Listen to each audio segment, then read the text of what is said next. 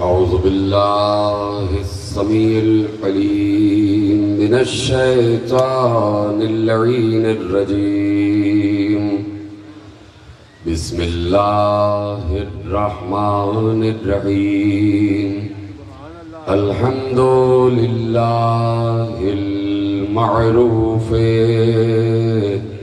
من غير رؤية والخالق من غير ربية الذي لم يزل قائما دائما إذ لا سماء ذات أبراج ولا ليل داج ولا بحر ساج ولا أرض ذات مهاد ولا خلق ذو اعتماد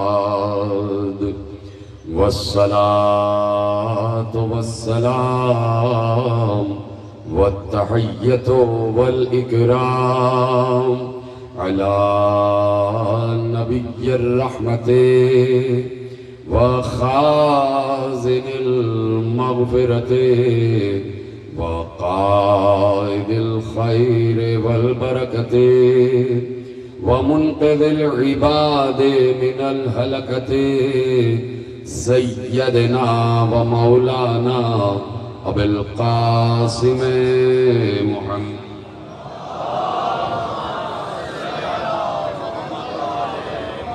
وأهل بيته الطيبين الطاهرين المعصومين المظلومين المنتخبين المنتجبين الذين أذهب الله عنهم الرجس وطهرهم تطهيرا.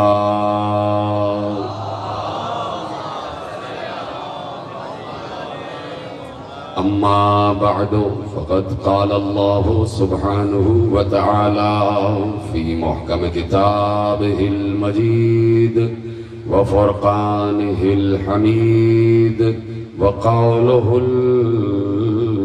الحق. بسم الله الرحمن الرحيم.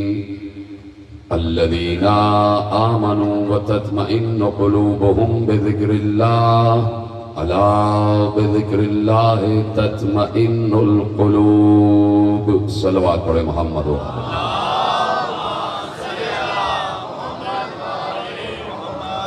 1448 ہجری کے ماہ محرم الحرام کی آج مرکزی امام بارگاہ دھوبی گھاٹ فیصل آباد میں 7ویں مجلس برپا ہے.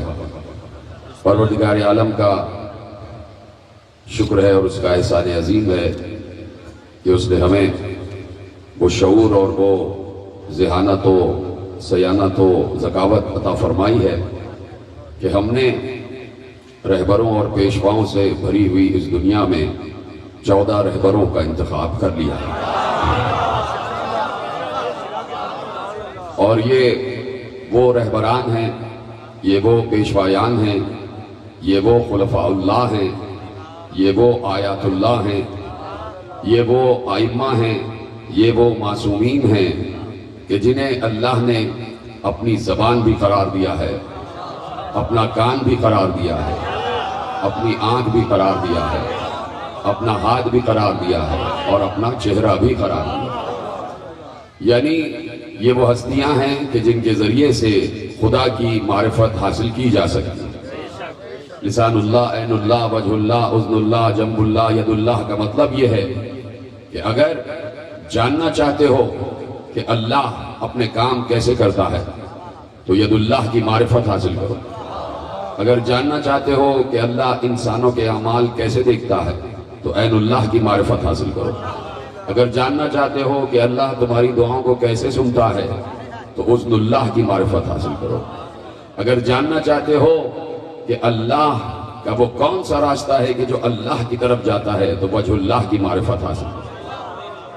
یعنی وجہ اللہ، عین اللہ، ید اللہ کا مطلب یہ نہیں کہ اللہ کا ہاتھ ان معنوں میں کہ جن معنوں میں ہمارے ہاتھ ہیں. مطلب یہی ہے کہ جس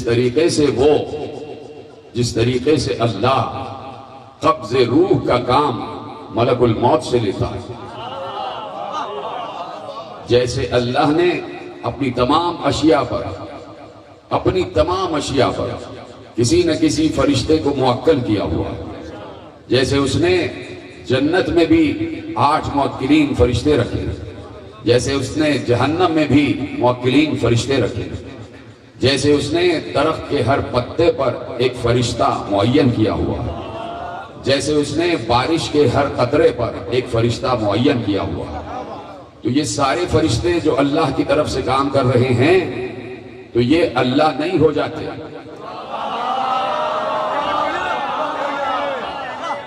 یہ جو اللہ کی طرف سے اور اللہ کے مقرر کردہ کام کرتے ہیں اور جن کاموں پر اللہ نے انہیں معین کیا ہوا ہے یہ اللہ کے کہنے سے کام کرتے ہیں.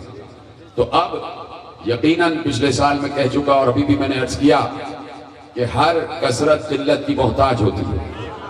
اس لیے ان تمام کام کرنے والوں فرشتے جو پوری دنیا پر مامور ہیں، ان تمام کام کرنے والے فرشتوں کو ایک جگہ مرکزیت چاہیے، اور وہ مرکزیت جبرائیل کی صورت میں اللہ نے عطا کی کہ جنہیں سید الملائکہ بنایا کہ اب کوئی فرشتہ بھی جبرائیل کو بتا رہا ہے، جبرائیل کو رپورٹ کر رہا ہے، جبرائیل کو خبر دے رہا ہے.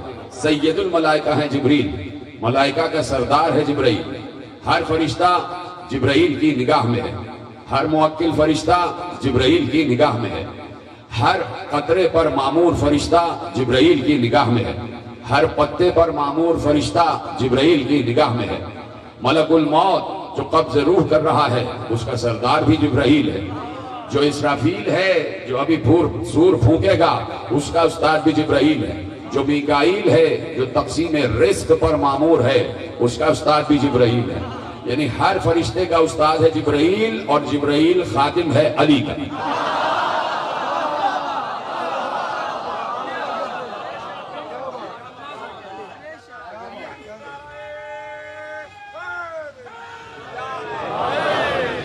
یہ ہے نظام قدرت جو اللہ نے بنایا ہے. اور جو لوگ عرفان الہیات رکھتے ہیں یا عرفان الہیات کے موضوع کے شوقین ہیں وہ اس بات کو بہترین طریقے سے جانتے ہیں کہ اللہ کا بنایا ہوا نظام ہے کہ جو اس طریقے سے چل رہا ہے. سب سے بڑی بات جو ہمارے آئمہ نے ہمیں بتائی وہ یہ ہے کہ اللہ، سب سے بڑی بات کہ اللہ کسی کا محتاج نہیں ہے. یہ ہم اچھی طرح جانتے ہیں کہ اللہ کسی کا محتاج نہیں ہے. وہ بے نیاز ہے، وہ صمد ہے، وہ غنی ہے، وہ ہر چیز سے بے نیاز ہے. اب جملہ اگر آپ تک پہنچ جائے تو صرف مثال کے طور پر عرض کر رہا ہوں، یہ کوئی میں ڈیسائسو اسٹیٹمنٹ نہیں دے رہا، یہ کوئی میں عقیدہ بنا یا بتا نہیں رہا، میں کوئی ڈیسائسو اسٹیٹمنٹ یا عقیدہ بتا یا بنا نہیں رہا. میں ایک پروبیبلٹی پر گفتگو کر رہا ہوں، ایک مفروضے پر بات کر رہا ہوں. ہو سکتا ہے اگر یہ نظام انسانوں کے لیے بنایا گیا ہے تو ایسے ہی چل رہا ہے جیسے چلنا چاہیے کہ فرشتوں کو مامور کیا گیا ہے. یہ نظام بنایا ہے کہ ایک بیج ڈالا جائے گا تب درخت بنے گا. سمندر میں سے آبخارات ویپرائزیشن ہوگی تو بادل بنے گا، بادل ٹکرائیں گے تو بارش ہوگی. اللہ کن کا مالک ہے، اسے ان چیزوں کے سبب کی ضرورت نہیں ہے کہ وہ سمندر سے بھاپ اگائے. وہ کن کہہ دے بغیر بادل کے بھی بارش ہو سکتی ہے، لیکن وہ نظام نہیں ہوگا، وہ معجزہ ہوگا. سمجھے اس بات؟ وہ نظام نہیں ہوگا، وہ معجزہ ہو جائے گا، وہ کن کے پاورز ہو جائیں گے. اس لیے اس نے جب انسانوں کے لیے اس پوری کائنات کو بنایا ہے تو نظام کے تحت بنایا ہے. اگر وہ اپنے جیسے، میں نے کہا کہ کوئی عقیدہ نہیں، صرف سمجھانے کے لیے اگر وہ کچھ اپنے جیسے خدا بنا رہا ہوتا تو اسے ان اسباب کی ضرورت تھی ہی نہیں. پتہ نہیں کوئی سمجھا کہ نہیں سمجھا. اگر وہ مزید اپنے جیسے پاورز والے اللہ بنایا ہوتا اس نے کہ سارے اللہوں کے لیے دنیا بنائی ہے، پھر اسے نہ فرشتوں کی ضرورت ہوتی، اس لیے کہ اللہ کا نظام اللہ ہی سمجھ سکتا ہے، اللہ کا نظام اللہ ہی سمجھ سکتا ہے۔ میں صرف سمجھانے کے لیے ہی کہہ رہا ہوں، چونکہ اس نے یہ دنیا عالم اسباب بنایا ہی اللہ نے عالم اسباب ہے، اس لیے ہر چیز ایک دوسری چیز سے جڑی رہے گی، ہر کوئی ایک دوسرے کا محتاج رہے گا، اللہ کسی کا محتاج نہیں رہے گا۔ بات پہنچ گئی؟ تو یہ پورا نظام کائنات جو اللہ نے بنایا ہے انسانوں کے لیے بنایا، اور کہیں نہ کہیں جا کر ایک مرکزیت ہے کہ جو طلب کر رہی ہے، کہ جو منسلک ہو رہی ہے، کہ جو متصل ہو رہی ہے۔ تو یہ ساری جتنی بھی اسباب ہیں جا کے منطبق ہوتے ہیں علی ابن ابی طالب پر۔ اس لیے علی کے لیے ضروری تھا کہ پیغمبر اور اللہ دونوں مل کے علی کے لیے یہ کہیں کہ یہ اللہ کی آنکھ ہے، یہ اللہ کا چہرہ ہے، یہ اللہ کا ہاتھ ہے، یہ اللہ کا پہلو ہے، کیونکہ ساری چیزیں جا کے مرکز پہ اپنے قائم ہو رہی ہیں، اور مرکز ہے ذات علی، یہ اللہ و محمد اور علی، یہ ولایت کا ایک مرکز ہے کہ جو پروردگار عالم نے ترتیب دیا ہے۔ اس ولایت کے مرکز میں اللہ بتانا چاہتا ہے کہ میرا اگر ہاتھ ہے تو علی ہے، میرا اگر ہاتھ ہے، میرا اگر کان ہے تو علی ہے، میرا اگر چہرہ ہے تو علی ہے۔ یہ کیوں نہیں کہا کہ میرا ہاتھ میرا چہرہ محمد ہے؟ نہیں کہا تو اس کا مطلب یہ نہیں ہے کہ محمد نہیں ہے، سمجھے اس بات کو؟ نہیں کہا تو اس کا یہ مطلب نہیں ہے کہ محمد کچھ نہیں ہے، محمد علی سے بھی بڑے ہیں۔ تو اب دیکھنا یہ ہے کہ جس علی کو اللہ اپنا چہرہ، اپنا ہاتھ، اپنا کان، اپنی زبان کہہ رہا ہے، اس علی نے یہ ارشاد فرمایا پوری مسجد نبوی میں کہ میں محمد کے اطاعت گزاروں میں سے ایک اطاعت گزار ہوں۔ اب سوچو کہ محمد کیا ہوں گے جب علی اللہ کا ہاتھ ہے۔ شاید میں بات پہنچا سکا کہ سوچو کہ مصطفیٰ کیا ہوں گے کہ جب علی عین اللہ ہے۔ تو ان تینوں نے، یعنی اللہ تو بہت بڑی سپریم پاور ہے جو خالق محمد و علی بھی ہے، یعنی وہ بتانا چاہتا ہے کہ ظاہر سی بات ہے اللہ اتنا عظیم ہے کہ محمد و علی کے نور کا خالق ہے۔ توجہ ہے نا آپ کی؟ تو اس لیے اسباب قرار دے دیے، تمہید پہنچ گئی نا آپ تک؟ اس کو عالم سبب قرار دے دی جب ہر چیز ایک دوسری چیز سے جڑی ہوئی ہے۔ کاش کہ میرا جملہ پہنچ جائے، جملہ میرا نہیں ہے، جملہ معصوم کا ہے، جس کے لیے میں نے اتنی تمہید آپ کے حوالے کی ہے۔ ہر چیز ایک دوسرے سبب سے جڑی ہوئی ہے، اور ہر سبب کہیں نہ کہیں جا کے مسبب سے ملتا ہے، یعنی کہیں نہ کہیں کوئی مرکزیت قائم ہو جاتی ہے جس سے وہ جڑ جاتا ہے۔ تو جب سارے اسباب کسی نہ کسی مسبب سے، کسی نہ کسی سبب پیدا کرنے والے سے جڑ رہے ہیں، تو اب جب ذکر الہی کی بات آئی، جب ذکر اللہ کی بات آئی، تو وہ بھی تو کہیں نہ کہیں جا کے کسی سے جڑے گا، وہ بھی تو کہیں نہ کہیں کسی مرکزیت پر جا کر قائم ہوگا۔ اگر جملہ پہنچ جائے تو مجھے بتائیے گا۔ جب مرکزیت کی بات آئی ذکر اللہ کے حوالے سے، تو معصوم نے ارشاد فرمایا کہ اِنَّا ذِكْرَنَا مِن ذِكْرِ اللَّهِ وَإِنَّا ذِكْرَ عَدُوِّنَا مِن ذِكْرِ الشَّيْطَانِ۔ یاد رکھو ہمارا ذکر ہی اللہ کا ذکر ہے، اور ہمارے دشمن کا ذکر شیطان کا ذکر ہے۔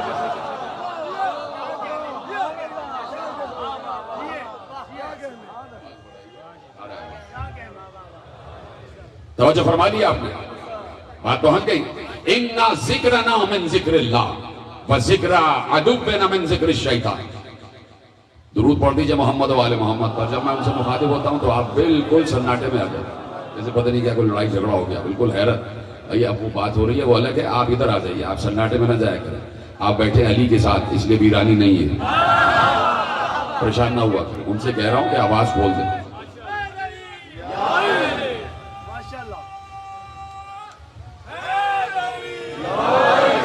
اِنَّا ذِكْرَنَا مِن ذِكْرِ اللَّهِ، ہمارا ذکر اللہ کے ذکر میں سے ہے۔ یہ لفظ من پر آپ میری ہزاروں تقریریں سن چکے، میری کیا سب کی ہزاروں تقریریں سن چکے ہوں گے. اِنَّا ذِكْرَنَا مِن ذِكْرِ اللَّهِ، ہمارا ذکر اللہ کے ذکر میں سے ہے یا اللہ کا ذکر ہے. اور کہا کہ جہاں حق ہے وہاں باطل تو ہوگا. تو جب ہمارا ذکر اللہ کے ذکر میں سے ہے تو ہمارے غیر کا ذکر شیطان کے ذکر میں سے ہوگا. تو اب تمہیں عقل دے دی ہے کہ چاہو تو ہمارا ذکر کرو، چاہو تو شیطان کا ذکر کرو. پھر بھی درود پڑھ دیجئے محمد والے محمد. پوری تقریر ساتویں تقریر ہے آج. اتنا زور لگانا پڑ رہا ہے. علی اور نبی کے پسینہ سے پھول بنتے ہیں. علی اور نبی کے پسینہ سے پھول بنتے ہیں. انہی کے نقش قدم سے دل کے پھول بنتے ہیں. کوئی ان کے باپ دادا کی قدر و منزلت کو کیا جانے، جن کے بچوں کے گھوڑے رسول بنتے ہیں. علی حق نہ رہے توجہ ہے. تو جیسا بھی ہے میری بات سنتے رہیے گا. کچھ بہتر ہوئی آواز، ہاں اسی طرح رہنے دیجیے گا. بات پہنچ رہی ہے اور اہم بات آپ کے حوالے کر رہا ہوں کہ اِنَّا ذِكْرْنَا مِن ذِكْرِ اللَّهِ وَذِكْرَ عَدُوِّنَا مِن ذِكْرِ الشَّيْطَانِ. یہ ہمارا ذکر ہی اللہ کا ذکر ہے. یہ بتائیے کہ 1400 برس کی تاریخ میں نہ معلوم کون کون رہبر، پیشوا، رہنما، قائد اور خلفاء گزر گئے. کیا کسی میں یہ ہمت و حوصلہ تھا کہ کہہ سکے ہمارا ذکر اللہ کا ذکر ہے؟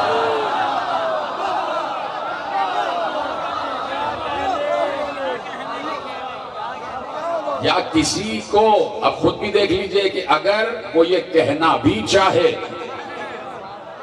تو شرمندگی اندر سے کہے گی نہ کہو اور شرمندہ ہو جاؤ گے، نہ کہو اور شرمندہ ہو جاؤ گے. تو یقیناً اگر کہیں کوئی یہ جملہ آیا ہے تو ان 14 ہی کی زبانی آیا ہے. ان 14 ہی کی زبانی آیا ہے. اس لیے کہ اگر ان کا ذکر ہے، جو ذکر ہوتا ہے، جو ذکر ان کا ہوتا ہے وہ ان کا ذکر ہے. یقیناً ہم نے کہہ دیا علی انا مدینۃ العلم وعلی بابھا، علی کا ذکر ہے. یہ علی کے متعلق حدیث ہے، یہ علی کی فضیلت میں حدیث ہے. ہم نے کہہ دیا کہ پیغمبر نے کہا حسین منی وانا من الحسین، یہ حسین کی مدح ہے، حسین کی فضیلت میں حدیث ہے.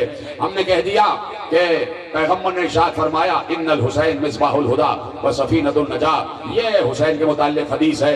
ہم نے کہہ دیا پیغمبر نے کہا حسن مصطفیٰ جھولے میں بھی لوح محفوظ کا مطالعہ کرتا ہے، یہ حسن مصطفیٰ کے متعلق حدیث ہے، یہ ذکر حسن مصطفیٰ ہے. ہم نے کہا پیغمبر نے کہا فاطمۃ بضعۃ منی، یہ زہرا کی منقبت ہے، یہ زہرا کی فضیلت ہے. ہم نے کہا کہ پیغمبر نے کہا ہمارا پہلا بھی محمد، اوسط بھی محمد، آخر بھی محمد، ہم کل کے کل محمد. یہ 14 کے متعلق فضائل ہیں. یہ ان کا ذکر ہے، یہ ان کا ذکر ہے، یہ ان کا ذکر ہے. میں کہوں گا تمام ائمہ نے کہا ہمارا ذکر اللہ کا ذکر ہے. تو میں کہنے کے میں حق بجانب ہوں کہ حسین منی و انا من حسین بھی اس کا ذکر ہے، الحق مع علی و علی مع الحق بھی اس کا ذکر ہے.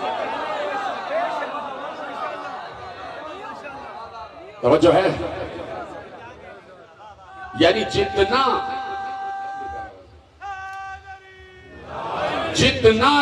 ذکر آل محمد ہوگا، جتنے فضائل آل محمد پڑھے جائیں گے. بھائی میں تو اس منزل یقین پر ہوں کہ میں یہ کہہ دوں کہ جب مصطفیٰ جیسے سچے نے کہہ دیا تو اب جتنی احادیث شان امامت میں ہیں وہ اللہ ہی کا ذکر ہے. اور اب جب یہ بات طے پا گئی کہ جتنی احادیث شان امامت میں ہیں وہ سب ذکر اللہ ہیں، تو اب یہ کہنے میں حق بجانب ہوں کہ الحمدللہ رب العالمین ان کا ذکر ہے.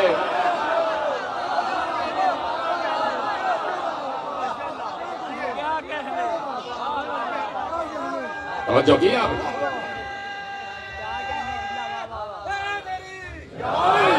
صلوات پڑھیں محمد و آل محمد.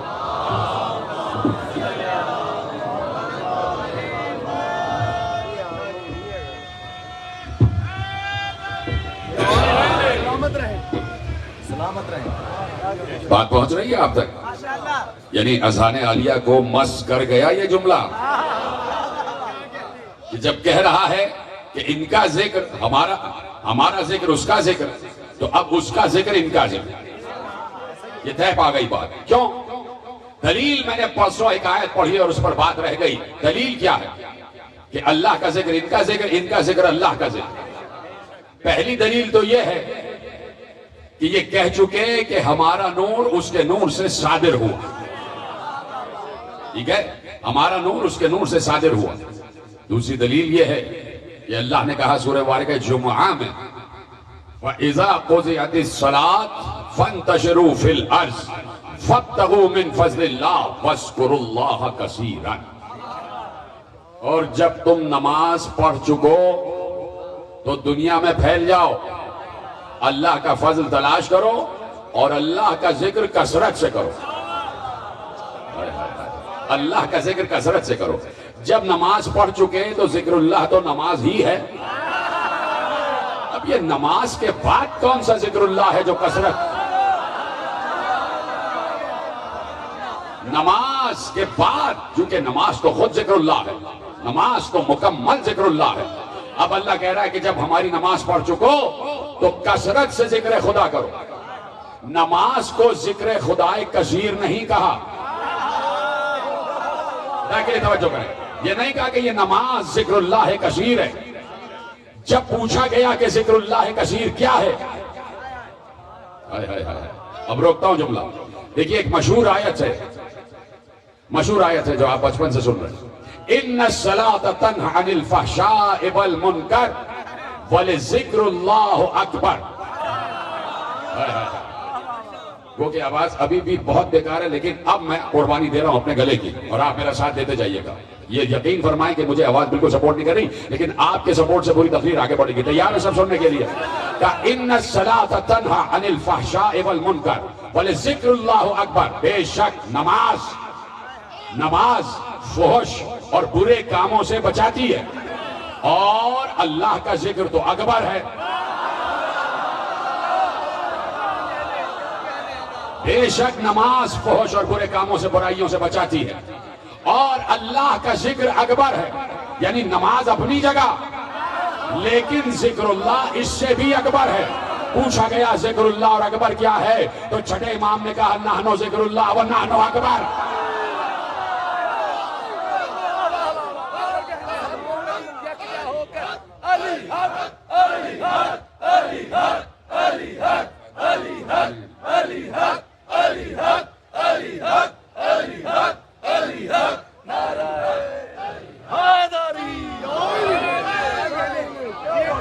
پہنچ گئی بات.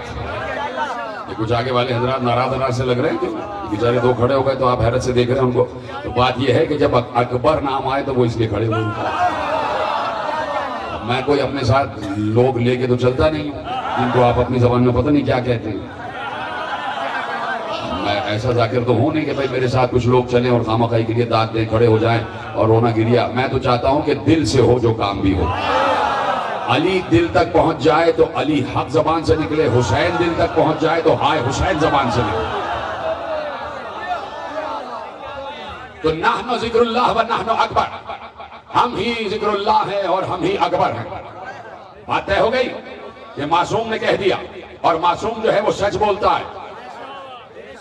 بات یہ ہے کہ دنیا 60 یا 40 برس کے بعد آنے والوں کو سچا کہہ دے تو سب مان لیتے ہیں. جنہوں نے کعبے میں آتے ہی سچ بولنا شروع کر دیا،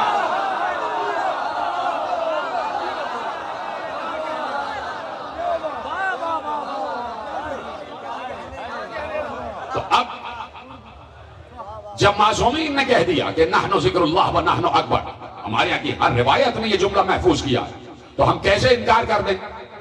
اور معصوم وہی بات کہتا ہے جو اللہ کا رسول کہتا ہے، اور رسول وہی کہتا ہے جو اللہ کی وحی کہتی ہے. سلامت رہے کہ معصوم علم رسول کا وارث ہے، اور رسول وحی الہی کا مالک و عامل ہے. اور معصوم کے پاس جتنا علم آیا ہے وہ رسول اللہ کا علم آیا. اور معصوم کہہ رہے ہیں نحن ذکر اللہ. نحن انا نہیں، کسی ایک کا نہیں، ہم سب کا ذکر اللہ ہے. ہم یہ بھی نہیں کہا، یہ عجیب بات ہے، یہ بھی نہیں کہا کہ ہمارا ذکر اللہ کا ذکر ہے، کہا ہم ہی اللہ کے ذکر ہیں. جیتے رہیں، سلامت رہیں. پچھلے سال پوری تقریر معارف الہیہ پر کی ہے، تو اب یہ تقریر کرو کہ پہلے سمجھایا جائے کہ اللہ کیا ہے، اور پہلے دنیا کو بتایا جائے کہ ہم اللہ کو اللہ مانتے ہیں. ہم اللہ کے علاوہ غیر اللہ کو اللہ مانتے ہی نہیں، چاہے وہ علی ہی کیوں نہ ہو. یہ پہلے ہمارے عقیدے کو نوٹ کرے، خامہ خواہی کے الٹے سیدھے الزامات نہ لگائے جائیں. ہم نے کہہ دیا کہ اللہ اللہ ہے، الہ ہے، معبود ہے، وہ معبود کہ جسے محمد و علی سجدہ کرتے ہیں. تو اب یہ بات کہہ رہا ہوں، نحن ذکر اللہ، ہم ہی ذکر اللہ ہے، ونحن اکبر، ہم ہی اکبر ہے. اب جو اللہ اور اکبر ہے وہ ایک الگ چیز ہے. یہاں نحن اکبر کا مطلب یہ ہے کہ ہر ذکر سے بڑا ہمارا ذکر ہے، ہر منصب سے بڑا ہمارا منصب ہے، ہر عہدے سے بڑا ہمارا عہدہ ہے، ہر لہجے سے بڑا ہمارا لہجہ ہے. نہیں پہنچے آپ، یہاں تک تو پہنچ جانا چاہیے تھا. ہر لہجے سے بڑا ہمارا لہجہ ہے، اس لیے کہ ہمارے لہجے ہی میں معراج میں اللہ نے مصطفیٰ سے بات کی.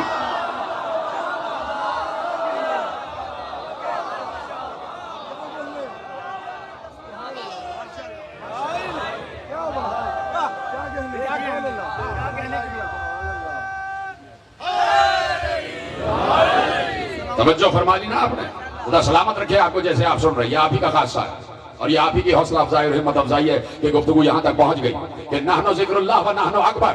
ذکر اللہ ہم ہیں، یہ ہمارا ذکر ہے، اور ہر انسان سے بڑا ذکر ہمارا ہے، اسی لیے ہم ہر انسان میں اکبر ہیں. جہاں بھی لفظ اکبر آئے وہ آل محمد کے لیے ہے. جو سمجھ گئے ان کو میرا سلام ہے. بھائی ہمارا نبی صدیق اکبر ہے، مصطفیٰ صدیق اکبر ہیں، سب سے بڑا صدیق. اس لیے کہ اللہ نے قرآن میں کہا وَاذْكُرْ فِي الْكِتَابِ إِبْرَاهِيمَ إِنَّهُ كَانَ صِدِّيقًا نَبِيًّا. ابراہیم، اللہ کہہ رہا ابراہیم ہمارا صدیق نبی تھا. وَاذْكُرْ فِي الْكِتَابِ إِدْرِيسَ إِنَّهُ كَانَ صِدِّيقًا نَبِيًّا. ادریس صدیق نبی تھا. تو اللہ جسے صدیق کہے وہی صدیق اکبر ہے. اور آل ابراہیم ہے ہمارا مصطفیٰ. تو یہ صدیقیت نسل میں آئی ہے آل محمد کے. تو اب اگر کہہ دے آل محمد کی کوئی فرد یہ کہہ دے کہ نحن ذکر اللہ و نحن اکبر، ہم ہی انسانوں میں بلند ہیں، ہم ہی انسانوں میں اکبر ہیں، اللہ اکبر میں ہمیں اکبر کیا ہے. تو اب جب کہہ دیا کہ نحن ذکر اللہ، ہم ذکر اللہ ہیں یا ہمارا ذکر اللہ کا ذکر ہے، تو اب سورہ جمعہ میں اگر یہ کہا جائے ترجمے میں فَإِذَا قُضِيَتِ الصَّلَاةُ فَانتَشِرُوا فِي الْأَرْضِ وَابْتَغُوا مِن فَضْلِ اللَّهِ وَاذْكُرُوا اللَّهَ كَثِيرًا لَعَلَّكُمْ تُفْلِحُونَ. دیکھو حدیث کو آیت سے، آیت کو حدیث سے جوڑنا بہت ضروری ہے. کیا کہا؟ جب نماز پڑھ چکو فَانتَشِرُوا فِي الْأَرْضِ، زمین پر چاروں طرف پھیل جاؤ، اللہ کا فضل تلاش کرو، اللہ کا فضل تلاش کرو. اور فوراً کہا اللہ کا فضل تلاش کرنے سے متصل کہا وَاذْكُرُوا اللَّهَ كَثِيرًا. اور جب اللہ کا فضل تلاش کرو تو ساتھ ہی اللہ کا ذکر بھی کرو کثرت سے. کیوں؟ یہ سب کیوں کرو؟ لَعَلَّكُمْ تُفْلِحُونَ، تاکہ تم فلاح پا جاؤ. یعنی فلاح کا راستہ صرف نماز نہیں ہے. فلاح کا راستہ صرف نماز نہیں ہے. فلاح کا راستہ یہ ہے کہ نماز کے بعد پھیل جاؤ، اور پھیلنے کے بعد ذکر فضل خدا تلاش کرو، اور فضل خدا تلاش کرتے کرتے ذکر اللہ کرو تاکہ تم فلاح پا جاؤ. جب پہلا جملہ تبلیغ رسالت کا پیغمبر نے کہا تھا کوہ ابو قبیس میں بلند ہو کے کفار مکہ کے سامنے، تو کیا کہا تھا؟ قولوا لا الہ الا اللہ تفلحوا، کہو لا الہ الا اللہ تاکہ فلاح پا جاؤ. اس وقت فلاح پانے کا صرف ایک طریقہ تھا کہ لا الہ الا اللہ کہو، فلاح پا جاؤ گے. یعنی اس وقت اگر کوئی لا الہ الا اللہ کہہ کے مر جاتا تو وہ فلاح یافتہ تھا. لیکن جب سورہ جمعہ کی آیت آ گئی کہ تم نماز بھی پڑھو، تم زمین پر پھیل جاؤ، تم ہر جگہ زمین پر اللہ کا فضل تلاش کرو، اور تم اللہ کا ذکر کثرت سے کرو، یہ چار چیزیں کرو گے تب فلاح پاؤ گے. اب فلاح کا میزان اور نصاب بڑھ گیا. تو اب کیا کیا ہے؟ نماز تو آپ نے پڑھ لی، نماز تو آپ نے پڑھ لی، ٹھیک ہے. اس کے بعد آپ زمین پر پھیل گئے، چاروں طرف پھیل گئے. پتہ نہیں پہنچے کہ نہیں پہنچے. نماز آپ نے پڑھ لی, چاروں طرف زمین پر پھیل گئے. پھیلے کیوں؟ وَابْتَغُوا مِن فَضْلِ اللَّهِ, اللہ کا فضل تلاش کرنے, اللہ کا فضل تلاش کرنے. یہ وَابْتَغُوا کا جملہ بھی بڑا عجیب جملہ ہے. یا ایھا الذین آمنوا اتقوا اللہ وابتغوا الیہ الوسیلہ. اے ایمان والو, اللہ کی طرف وسیلہ تلاش کرو. یعنی فضلا من اللہ کا مطلب یہ ہے کہ اللہ کا فضل یعنی اللہ تک پہنچنے کا وسیلہ تلاش کرو, اور ذکر خدا کرو کثرت سے. اور جب یہ سارے کام کر لو گے تو تم فلاح پا جاؤ گے. جب بات آ گئی فضل خدا کی تو ایک بار معصوم نے کہا فضل سے مراد علی, اور ذکر اللہ سے مراد ذکر علی, یعنی نماز سے پہلے بھی آل محمد کا ذکر.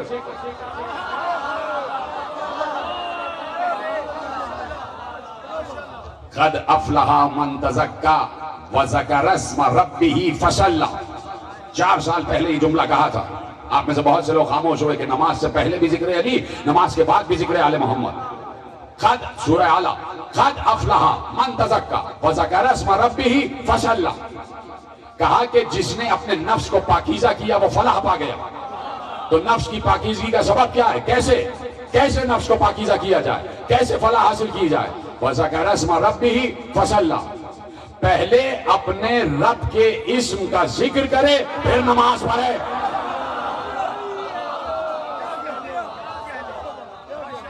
پہلے اپنے رب کے اسم کا ذکر کرے پھر نماز پڑھے.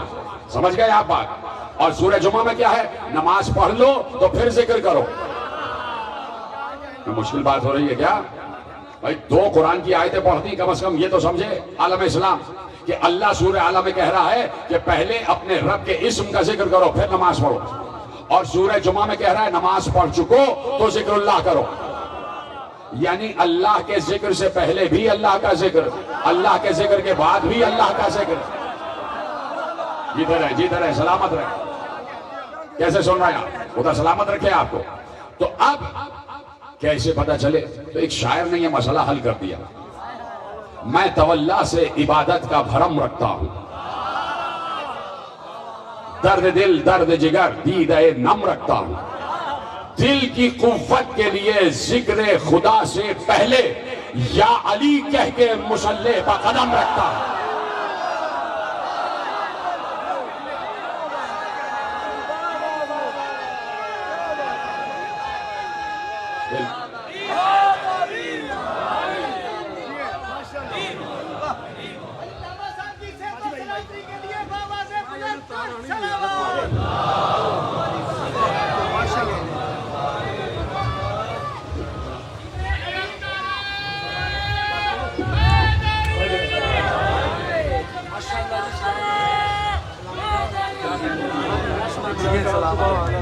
سلامت رہے.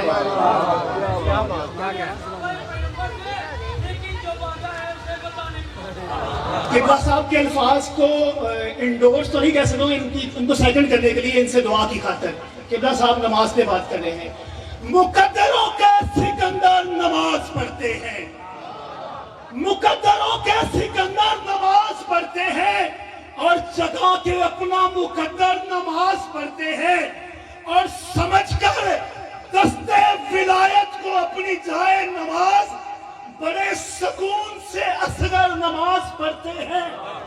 اور ہماری ہاتھوں میں زنجیر بھی نمازی ہے, ہمارے ہاتھوں میں زنجیر بھی نمازی ہے.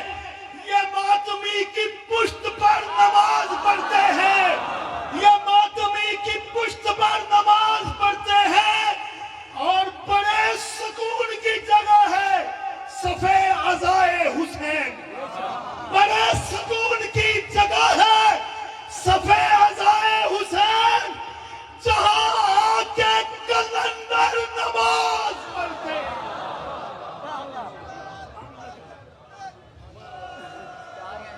یا سارت الحسین لبیک یا حسین, لبیک یا حسین, لبیک یا حسین, لبیک یا حسین, لبیک یا حسین, لبیک یا حسین. تو دیکھیے یہ لبیک یا حسین کے نعرے یقیناً امام حسین علیہ السلام تک پہنچتے ہیں. اور یہ جو آپ دست اپنے بلند کرتے ہیں یہ گویا امام حسین کو دکھا رہے ہیں کہ ہم آپ کی بزم میں موجود ہیں، ہم آپ کی بزم میں آ گئے ہیں۔ یہ لبیک کے نعرے امام حسین علیہ السلام تک پہنچتے ہیں اور وہ وہاں سے بھی اس کا جواب دیتے ہیں، اور جواب اس عالم میں ہوتا ہے کہ وہ خود آ جاتے ہیں۔ ویسے تو ہر محب کے دل کے اندر وہ ہیں۔ کسی نے غزل کا شعر کہا، وہ میں دیکھیے کس طریقے سے آپ کے حوالے کرتا ہوں۔ کہنے والے نے کہا، بہت بڑا شاعر گزرا اردو ادب کا، کہ دل کے آئینے میں ہے تصویر یار، دل کے آئینے میں ہے تصویر یار، ایک ذرا گردن جھکائی دیکھ لی۔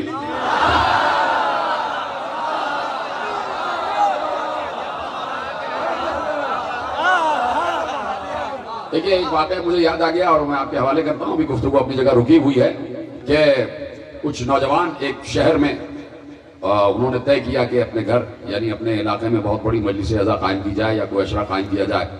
تو اب وہ سب بیٹھ گئے ایک ساتھ اور میٹنگ ہو گئی، تو کہا کہ بھئی سب چیز ہو تو جائے گی لیکن فائنانس کا مسئلہ ہے اور ہدیہ نہیں ہے، ایسے نہیں ہے، کہاں سے مجلس عزا برپا ہوگی۔ تو سب نے سوچا کہ کیا کیا جائے، کس سے بات کی جائے۔ تو شہر کا ایک بزنس مین تھا، ایک تاجر بہت بڑا، وہ بھی چاہنے والا تھا، اس کے پاس پہنچ گئے اور کہا کہ ہم اس طرح بڑی سی مجلس عزا کرنا چاہتے ہیں اور کئی مجلسیں کرنا چاہتے ہیں، ہمارے پاس مصرف نہیں ہے، مصارف نہیں ہے، تو ہم آپ کے پاس آئے کہ آپ ذرا کچھ ہماری مدد کیجئے تاکہ ذکر حسین، ذکر اللہ، ذکر علی، ذکر اللہ یہ آگے بڑھے۔ انہوں نے فوراً چیک بک نکالی اور کہا کہ اس میں جتنے آپ کو لینے ہیں اس پہ لکھ دیجئے۔ ان نوجوانوں نے لکھ دیا جتنی رقم چاہیے۔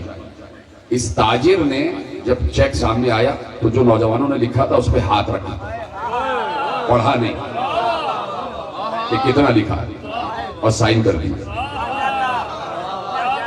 اس نے دیکھا نہیں کہ انہوں نے کتنا لکھا، ہاتھ رکھ دیا اور سائن کر دیا۔ وہ لے گئے، مجلس ہو گئی، مجلس سے ہو گئی۔ تو اسی تاجر نے خواب میں دیکھا کہ وہ مجلس پہ روتا ہوا آیا، یہ کچھ ہوا، جو کچھ بھی ہوا ساری مجلسیں ہو گئی۔ تو تاجر کا انتقال ہو گیا، تو ایک شخص نے انہی میں سے خواب میں دیکھا کہ تاجر سے ملاقات ہوئی جس کا انتقال ہو گیا، بہت عرصے بعد اس سے ملاقات ہوئی۔ تو کہا کہ کیا رہا تمہارے ساتھ حشر میں، تمہارے ساتھ کیا رہا بعد مردن، بعد موت، جو تمہارے ساتھ قبر کے اور برزخ کے حالات رہے، تو کیا رہا؟ کہا کہ سید الشہداء کے سامنے میرے اعمال پیش کیے گئے اور میرے اعمال نامے میں جو کچھ لکھا تھا، جو بھی میں نے احسن ترین کام کیے تھے، جو کچھ بھی تھا، امام کے سامنے پیش کیے گئے۔ امام کے سامنے فرشتوں نے میرا اعمال نامہ پیش کیا، امام نے بغیر دیکھے دستخط کر دیا۔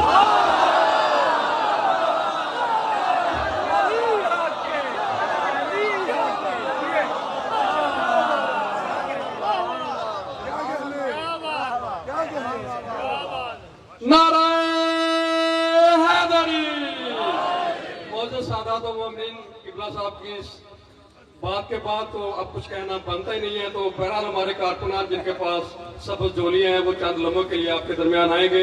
روزاداری سید الشہداء کے لیے، مشن امام حسین علیہ السلام کے لیے آپ ہمیشہ ہی سے ہم سے تعاون کرتے ہیں۔ ایک مرتبہ مل کے آواز بلند درود پڑھ دے محمد و آل محمد۔ بات پہنچ گئی کہ نحنو ذکر اللہ و نحنو اکبر، ہمارا ہی ذکر اللہ کا ذکر ہے اور ہم ہی اللہ کے بعد سب سے اکبر ہیں، ہم ہی اللہ کے بعد۔ اسی لیے کہنے والا کہہ گئے مصطفیٰ کی شان میں کہ بعد از خدا بزرگ توئی بس مختصر، اللہ کے بعد مصطفیٰ سب سے بڑے ہیں۔ بس کہا کہ ساری بات ختم ہو گئی کہ اللہ کے بعد مصطفیٰ سب سے بڑا، اللہ کے بعد مصطفیٰ سب سے بڑے ہیں، اللہ کے بعد مصطفیٰ سب سے بڑے ہیں۔ اور ہم یہی کہتے ہیں کہ اللہ کے بعد مصطفیٰ سب سے بڑے ہیں، یہ بھی تو دیکھو کہ اس کی گودی میں پلے ہیں۔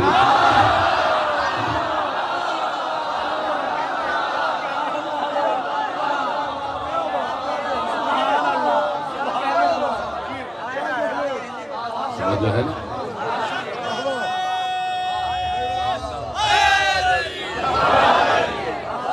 تو اگر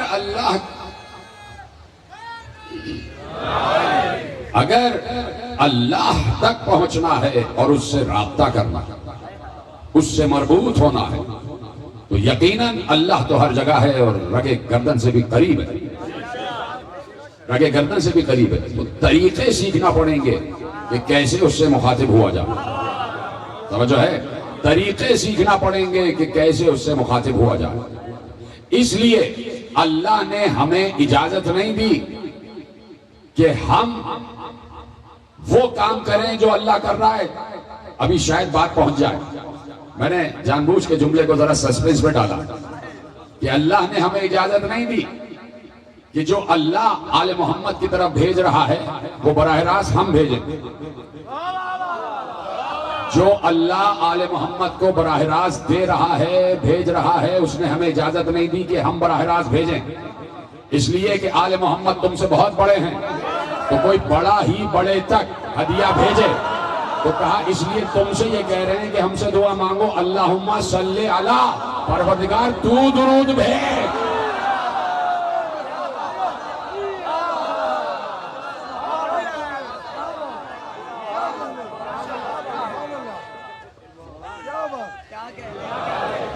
توجہ ہے نا کہ براہ راست ہمیں اجازت نہیں ہے کہ ہم آل محمد کی طرف درود بھیجیں. ہم اللہ سے کہتے ہیں کہ پروردگار تو بھیج درود، اس لیے کہ تو اپنی ذات میں اکبر، یہ اپنے صفات میں اکبر، تو اپنی ذات میں اکبر، یہ اپنے صفات میں اکبر. کہ تم صرف ہم سے کہو تو ہم درود بھیجیں گے، اس لیے کہ تم ہر وقت پاک بھی نہیں رہتے، اور یہ لوگ تو ہر وقت یطہرکم تطہیرا ہیں. تو طریقے سیکھنے ہوں گے اس سے بات کرنے کے. اسی طریقے کو امام نے بتایا اور ایک دعا میں بتایا کہ اس طریقے سے رجب میں دعا مانگو اللہ سے.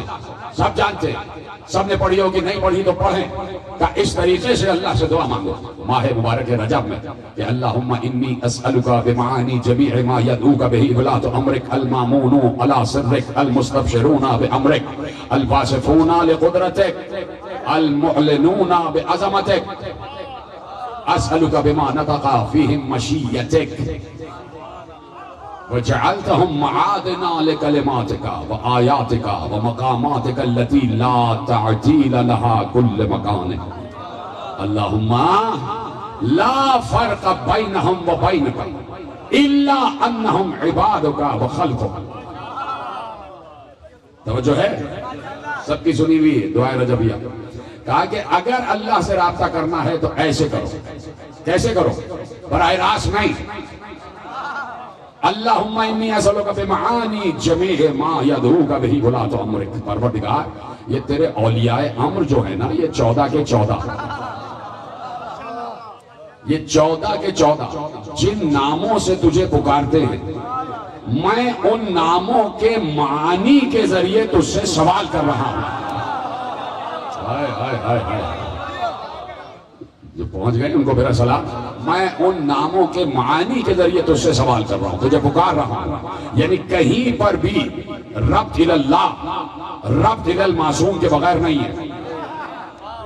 اللہ سے ربط مربوط ہونا پڑے گا معصومین سے، اور اللہ کو بتانا پڑے گا کہ پروردگار جیسے یہ تجھے پکارتے ہیں انہی ناموں سے میں تجھے پکار رہا ہوں. حالانکہ مجھے پتا نہیں کہ یہ کن ناموں سے تجھے پکار رہے ہیں، مجھے معلوم نہیں کہ یہ کن ناموں سے تجھے پکار رہے ہیں. اس کا مطلب ہے، کاش یہ جملہ پہنچ جائے، اس کا مطلب ہے کہ یہ جو اسماء حسنہ ہیں جو ہمیں دیے گئے ہیں، کہ رحمان ہے، رحیم ہے، ملک ہے، قدوس ہے، سلام ہے، مومن ہے، محیمن ہے، متکبر ہے، سمیع ہے، بصیر ہے، خبیر ہے، یہ سارے نام اپنی جگہ. لیکن جو نام اختیار کن بخشتا ہے وہ آل محمد ہی کو معلوم ہے. جو نام مستجاب الدعوات ہے جسے اسم اعظم کہتے ہیں وہ آل محمد ہی کو معلوم ہے. اب اسم اعظم کیا ہے یہ کیسے پتا چلے؟ اسم اعظم کیا ہے کیسے معلوم ہو؟ تو غالب نے کہہ دیا ورد من بود غالب یا علی ابو طالب نیس بخل پا طالب. اسم اعظم آسمان پرس. اگر کوئی مجھ سے پوچھے کہ اسم اعظم کیا ہے تو میں کہہ دوں گا اسم اعظم یا علی ابو طالب ہے، یا علی ابو طالب ہے، یا علی ابو طالب ہے. اس کا مطلب ہے کہ آل محمد جب اس کو پکارتے ہیں تو کہتے ہیں تجھے علی کا واسطہ. بھائی اس میں تو پوری ایک روایت موجود ہے جو آپ کو یاد ہے لیکن ریکال نہیں ہو رہی. کہ جب بھی کوئی صحابی، جب بھی کوئی پیغمبر سے کہتا تھا کہ ہمارے لیے دعا کریں، ہمارے لیے دعا کریں، ہمارے لیے دعا کریں، واقعہ اتنا مشہور ہے، یاد آیا کہ نہیں؟ کہ جب بھی کوئی کہتا تھا یا رسول اللہ ہمارے لیے دعا کریں، تو رسول اللہ دعا کرتے پروردگار تجھے علی کا واسطہ اسے شفا دے دے، پروردگار تجھے علی کا واسطہ اس کی روزی بڑھا دے، پروردگار تجھے علی کا واسطہ اس کو اولاد دے دے۔ جو پیغمبر سے آ کے مانگ رہا تھا، پیغمبر نے اللہ کو علی کا واسطہ دیا اور دعا کر دی۔ اب ایک بار لوگ انتظار میں تھے کہ علی کچھ مانگے، تو شاید جب علی مانگیں کہ یا رسول اللہ میرے لیے دعا کریں، تو وہ سمجھے کہ شاید جب علی کے لیے مانگیں گے تو ہمارے ذریعے مانگیں گے۔ علی نے کہا یا رسول اللہ دعا کا طالب ہوں۔ پیغمبر نے ایک بار ہاتھ اٹھائے، کہا پروردگار تجھے علی کا واسطہ علی کی حاجت پوری کر۔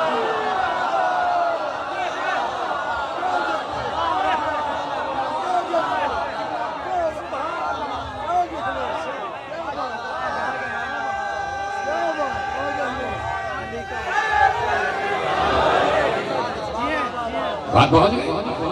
پروردگار تجھے ان ناموں کا واسطہ جن ناموں سے تجھے یہ تیرے اولیاء امر پکارتے ہیں۔ ایک ہی نام مشترک ہے، اللہ رحمان ہے، اللہ رحیم ہے، اللہ کریم ہے، اللہ ستار ہے، اللہ غفار ہے، اللہ جبار ہے، اللہ قہار ہے، اللہ سمیع ہے، اللہ بصیر ہے، اللہ ودود ہے، اللہ لطیف ہے، اللہ مومن ہے، اللہ محیمن ہے، اللہ عزیز ہے، اللہ جبار ہے، اللہ متکبر ہے، اللہ تواب ہے، اللہ رؤوف ہے، اللہ ولی ہے اور اللہ علی ہے۔ ایک نام ہے نہیں، دو نام ہیں مشترک اللہ میں اور علی میں، وہ بھی ولی یہ بھی ولی، وہ بھی علی یہ بھی۔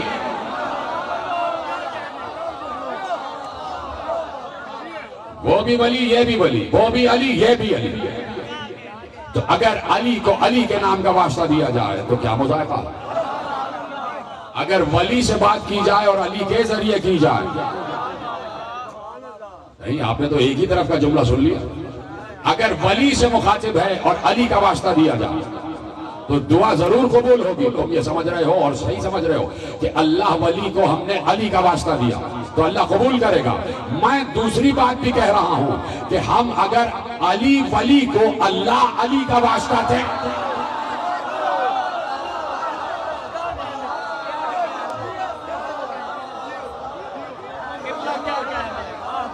اس لیے کہ دونوں ولی دونوں علی، اختلاف تو نہیں ہے کسی کو، کہیں کسی کے ذہن میں یہ نہ رہے کہ کوئی شرک ہو رہا۔ شرک اس وقت ہوتا ہے کہ جب اللہ کی نہ مانی جائے۔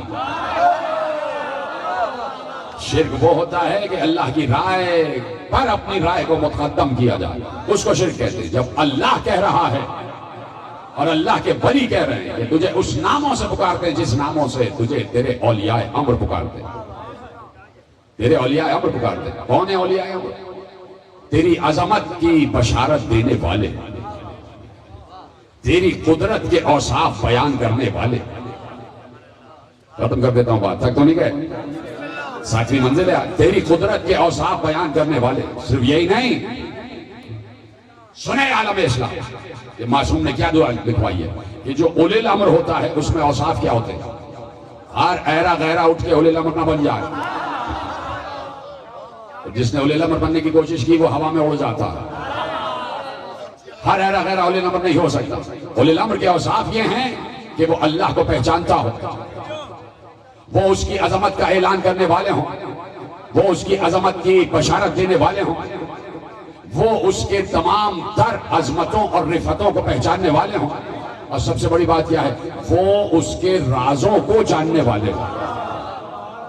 وہ اس کے رازوں کو جاننے والے ہوں، صرف جاننے والے نہ ہوں، ان کو امانت میں رکھنے والے بھی ہوں۔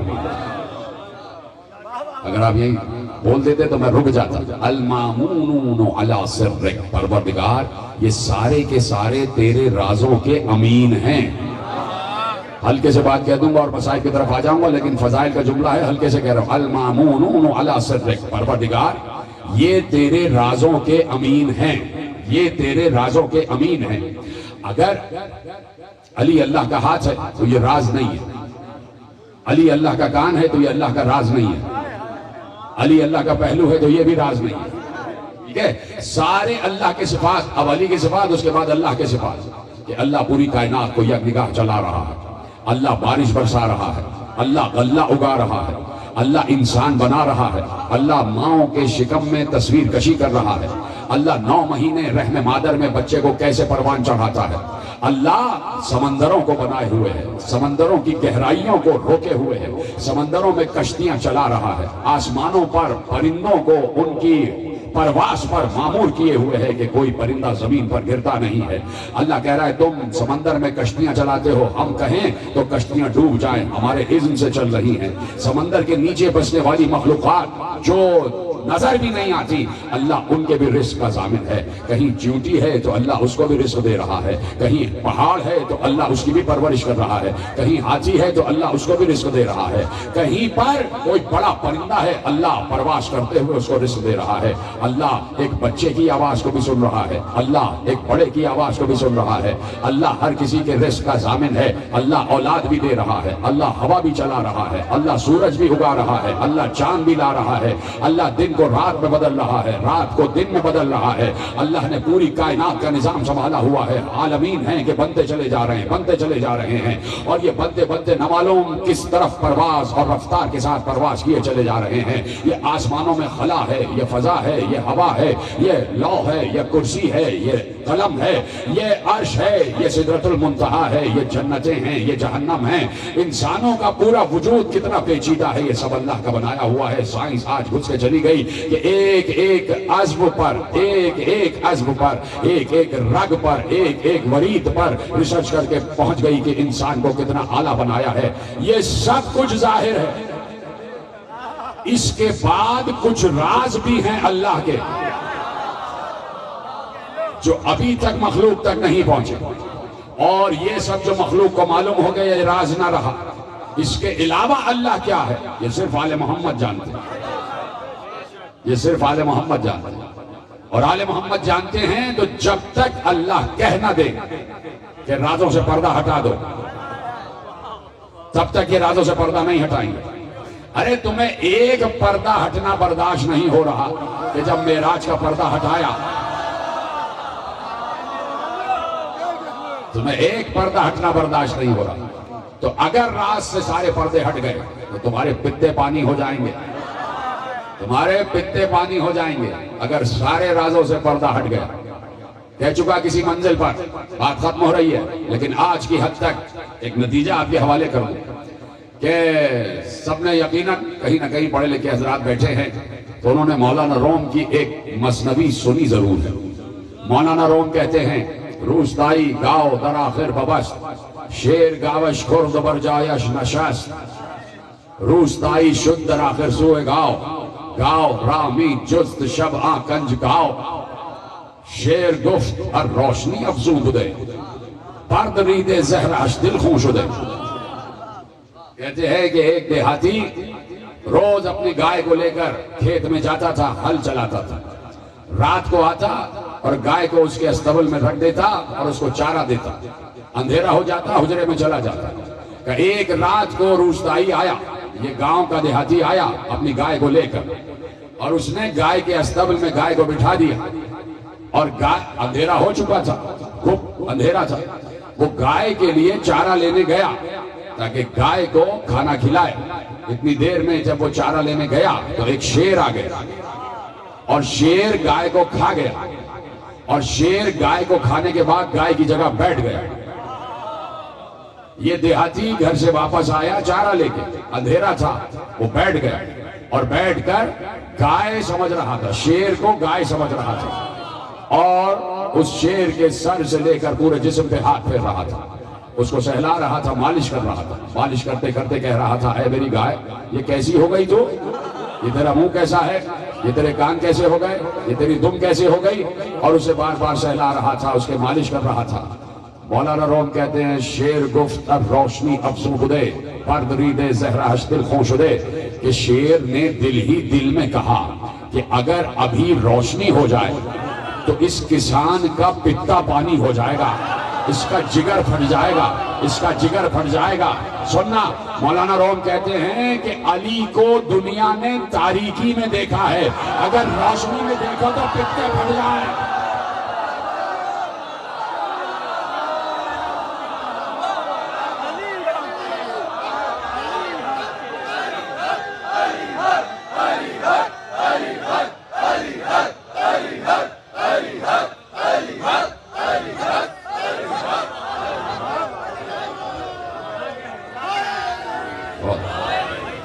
جی بھائی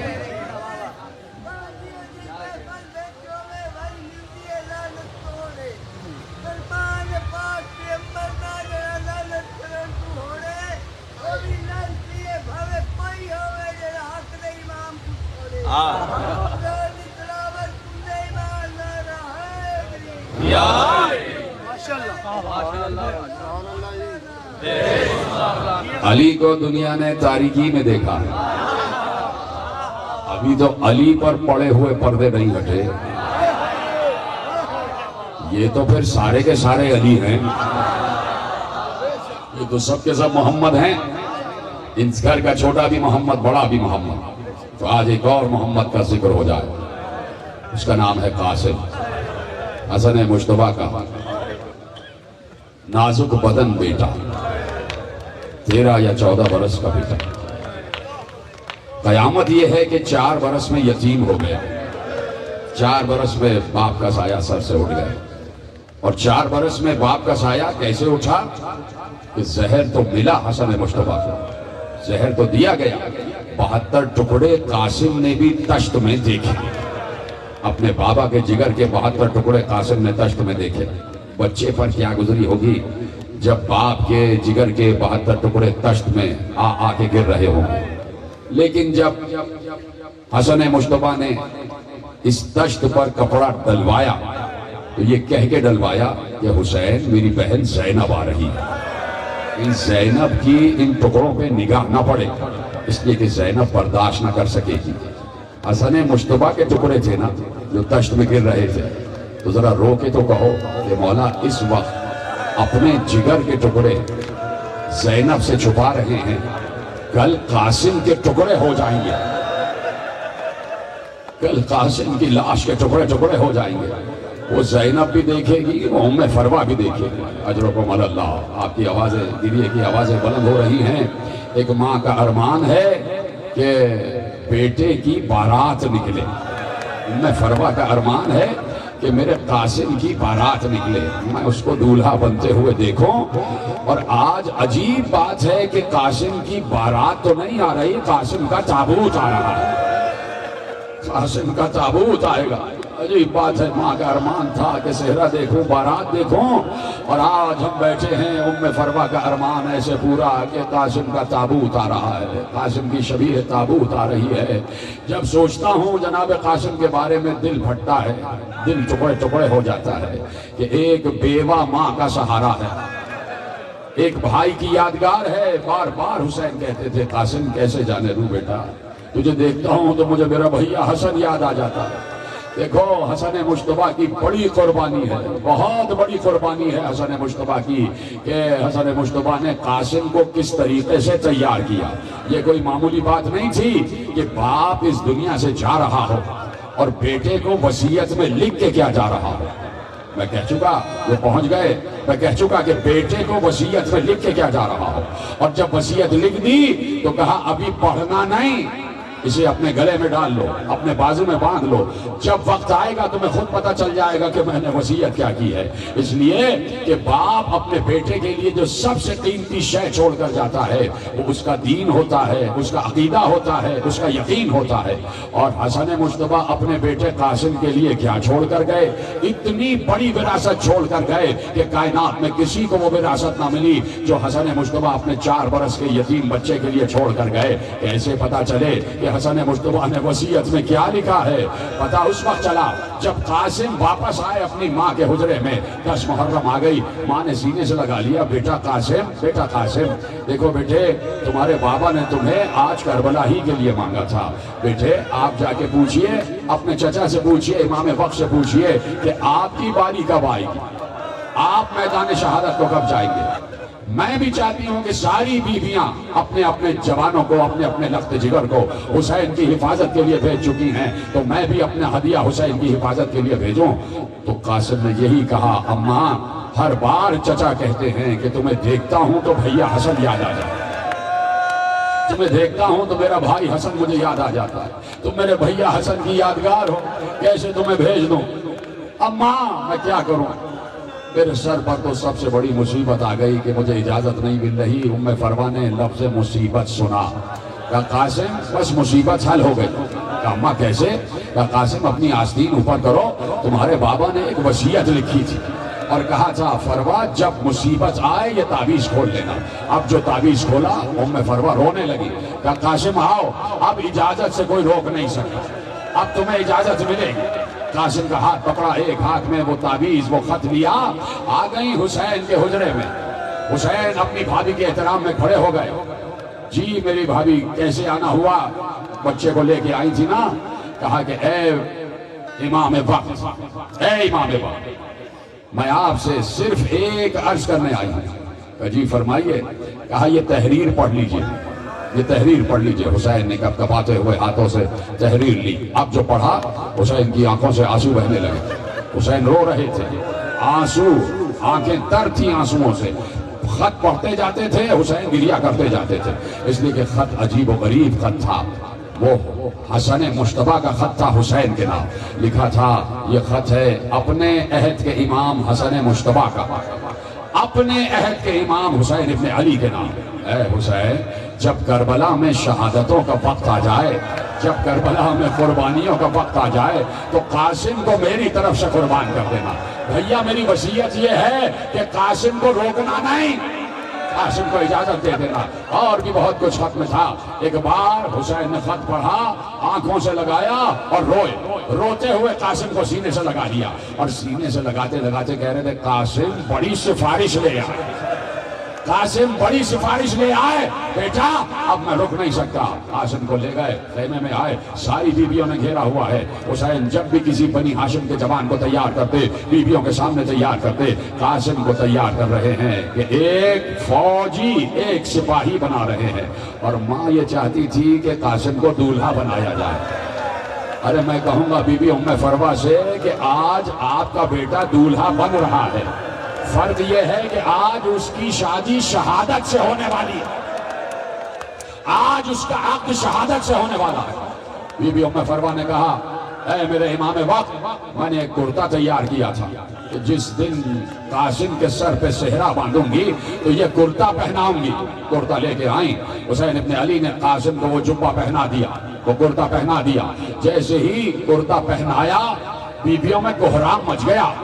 سنو گے کیوں؟ اس لیے کہ کرتا پہناتے ہی قاسم کے گریبان کو چاک کر دیا، ایسے چاک کر دیا۔ بیویاں رو رہی تھی، کسی میں ہمت نہیں تھی کہ پوچھے۔ زینب آگے بڑھی، کہا بھیا سارے بچوں کو تیار کیا، کسی بچے کا گریبان اس طرح چاک نہ کیا، یہ قاسم کا گریبان کیوں چاک کیا؟ روئے، کہا قاسم سے میں بہت محبت کرتا ہوں، میرے بھائی حسن کی یادگار ہے، ارے یتیم ہے یتیم، اس لیے گریبان چاک کیا ہے کہ لوگوں کو یہ پتا چل جائے کہ کوئی یتیم آیا ہے، شاید کسی کو رحم آ جائے۔ اجرکم اللہ، شاید کسی کو رحم آ جائے۔ قاسم اتنی محبت، حسین اتنی محبت کرتے تھے کہ قاسم پر رحم آ جائے، چاہتے تھے جائے اور واپس آ جائے، بھائی کی وصیت بھی پوری ہو جائے اور میرا ارمان بھی پورا ہو جائے۔ لیکن قاسم عروج سے شہادت سے عقد کر چکے تھے، اجازت لی، ماموں کو چچاؤں کو سلام کیا، عباس کو سلام کیا، حسین کو سلام کیا، جھک جھک کے سلام کیا۔ تیار کر چکے تھے عباس، تیار کر چکے تھے دونوں چچا۔ جاؤ قاسم، خدا کے حوالے، جاؤ قاسم، عروج سے شہادت تمہارا انتظار کر رہی ہے۔ جھک جھک کے دونوں چچاؤں کو سلام کیا، چل دیا حسن مشتبہ کا لال۔ کہاں چلا؟ تلواروں میں چلا۔ کہاں چلا؟ نیزوں میں چلا۔ کہاں چلا؟ خنجروں میں چلا۔ کہاں چلا؟ پتھروں میں چلا۔ چلا، ہزاروں اشکیاں ہیں، اور اب جو ایک شقی نے دیکھا تو اس نے لکھا، بیان لکھوایا کہ اب جو بچہ باہر آیا خیمہ گاہ حسینی سے، ایسا لگتا تھا دن کی روشنی میں چاند طلوع کر رہا، دن کی روشنی میں کوئی چاند کا ٹکڑا زمین پر آ گیا ہے. کہا اتنا حسین بچہ ہم نے دیکھا نہیں کہ اس کے چہرے سے نور ساطع ہو رہا تھا, نور ساطع ہو رہا تھا.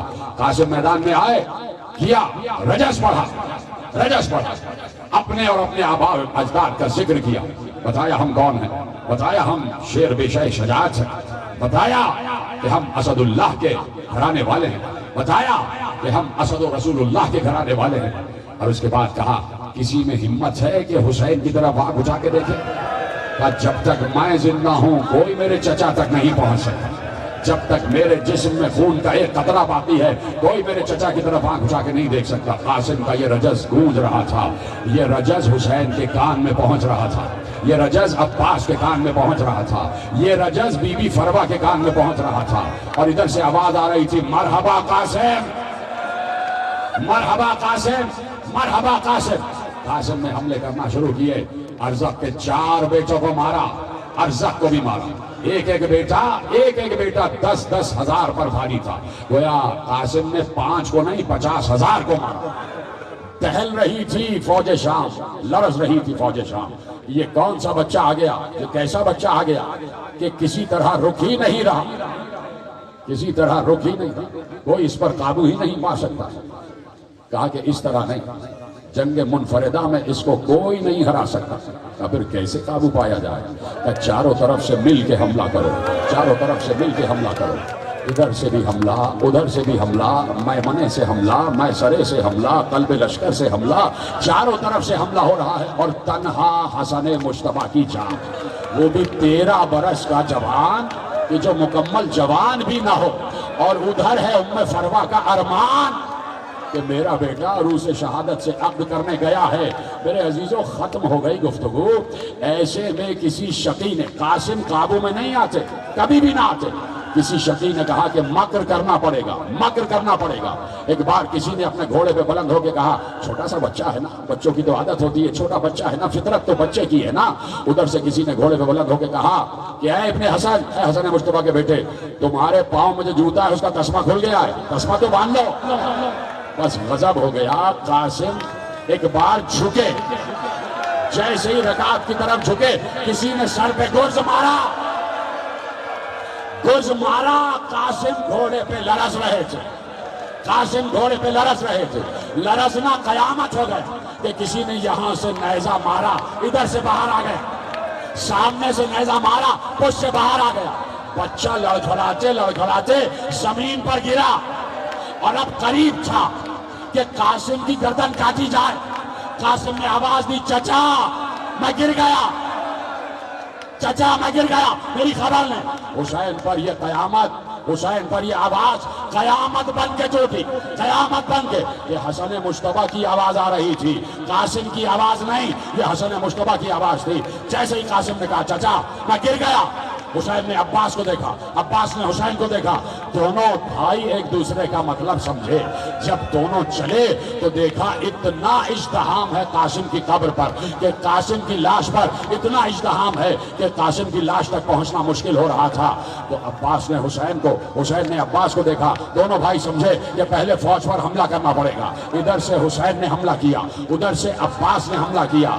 لکھنے والوں نے لکھا ادھر کی فوج ادھر بھاگی, ادھر کی فوج ادھر بھاگی. اور بچے کی آواز آ رہی تھی, چچا بچائیے, چچا بچائیے. فوج بھاگ گئی. جیسے ہی حسین لاش قاسم پر آئے, لے آنا تابوت, جیسے ہی حسین لاش قاسم پر آئے, قاسم کی لاش